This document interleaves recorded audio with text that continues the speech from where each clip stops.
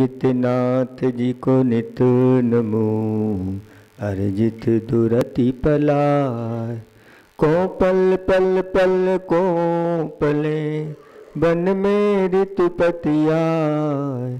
पुलकित मम जीवन लता, मन में जिन पद पाय। देवादिदेव 1008 अतिशयकारी बंधा जी के अजितनाथ भगवान की, परम पूज्य 108 आचार्य प्रवर गुरुवर श्री विद्यासागर जी महामुनिराज की,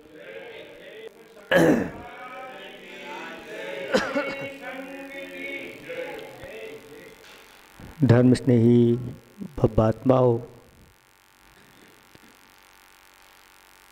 श्रावक के जीवन में अनेक प्रकार के दोष लगते रहते हैं, सत्कर्म करते रहते हैं, षटकाय आदि की विराधना होती रहती है।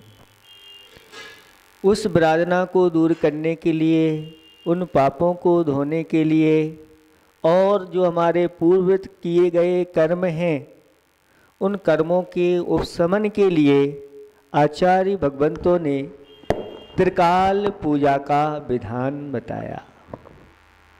प्रातःकाल जिनेंद्र भगवान का अभिषेक पूर्वक जो अष्ट मंगल द्रव्यों से पूजा की जाती है वह अष्ट कर्म को नाश करने में कारण बनती है।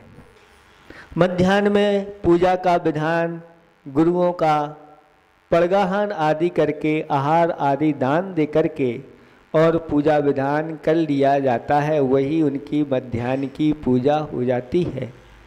और शाम को भगवान की आरती जप आदि स्वाध्याय आदि कर लिया जाता है, उसके माध्यम से संध्या काल की पूजा हो जाती है। ये त्रिकाल पूजा का विधान आचार्य भगवंतों ने बताया कि ऐसी त्रिकाल पूजा हमारे पाप कर्मों को नाश करने वाली होती है, सुख समृद्धि आदि के लिए भी कारण होती है। एक घटना पड़ी थी कि एक पिताजी ने जो अंत समय में अपने बेटों से कह के गए कि बेटा 6 दिशाओं की पूजा करना। क्या कह के गए? 6 दिशाएं कितनी होती है?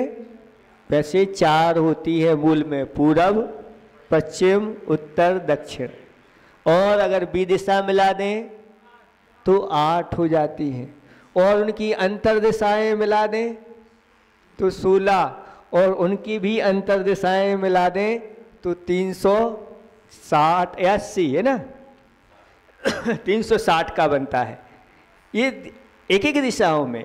और हमारे आचार्य भगवंतों ने कहा ऐसी कौन सी दिशा है जिस दिशा में कृत्रिम और अकृत्रिम चैत्यालय विद्यमान ना हो।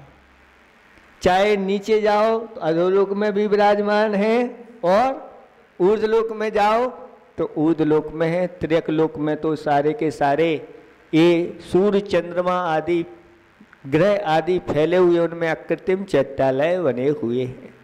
तो हम जिस ओर भी अगर अपना मन बनाते हैं जिस दिशा में, उस दिशा में भी हम भगवान के दर्शन पूजा वंदना आदि कर सकते। और पिताजी कह के गए थे कि 6 दिशाओं की पूजा करना जिससे सुख शांति और समृद्धि हमेशा बनी रहे लेकिन वह समझ नहीं पाए कि 6 दिशा का अर्थ क्या होता है। फिर भी वह दिशाओं को लेकर के और अपनी आरती पूजा आदि करने लगे। लेकिन एक बार उनके नगर में साधु संत महाराज पधारे और महाराज के पास जाकर के पूछा कि पिताजी कह के गए थे कि ये 6 दिशाओं की पूजा क्या होती है, हमें इसको अच्छी तरह से आप समझाओ। तब महाराज ने समझाया कि देखो एक अधो दिशा होती है और एक ऊर्ध्व दिशा होती है।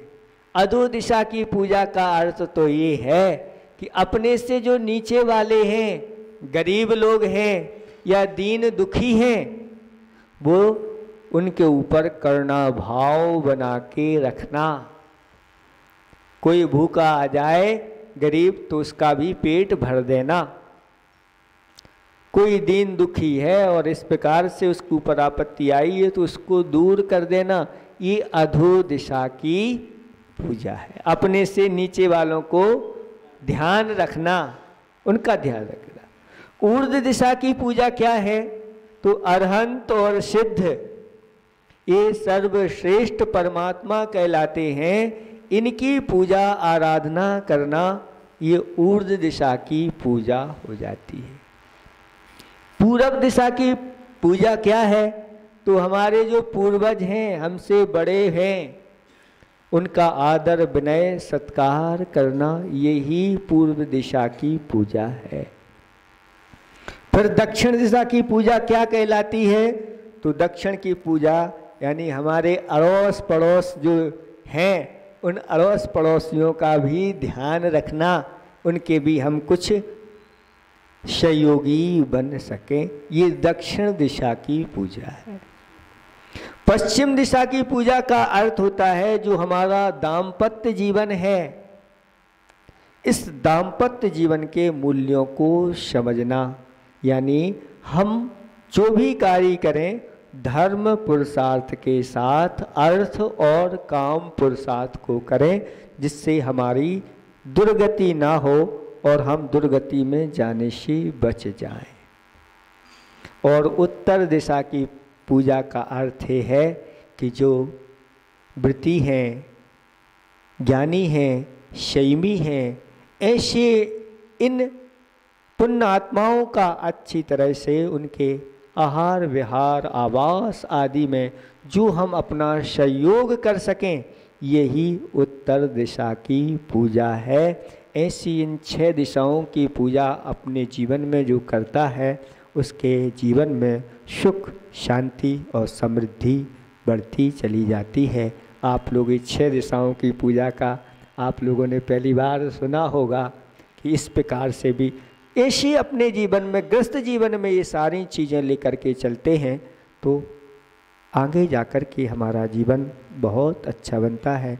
आज आप लोग यहाँ पर आए हैं, मंडला के लोग आए हैं और पहली बार ऐसे अतिशयकारी अजितनाथ भगवान के आपने दर्शन किए हैं। अब इनसे बन जाओ, इनकी छवि अपने अंदर विराजमान कर लो और कोई भी समस्या आए, संकट आए, इनका स्मरण जरूर करना, क्योंकि शास्त्रों में लिखा है जो अत्यंत प्राचीन प्रतिमाएं होती हैं वो महा अतिशयकारी चमत्कारी होती हैं, उनके स्मरण मात्र से अपने सारे कार्य सिद्ध हो जाते हैं। और आज आप लोगों ने एक प्रतिमा का दान करके बंदा जी के अजितनाथ भगवान से बंध गए हैं। अब चिंता नहीं करना, बस भगवान को स्मरण करते रहना, सब आपके कार्य सिद्ध हों। इन्हीं भावना के साथ अहिंसा परमो धर्म की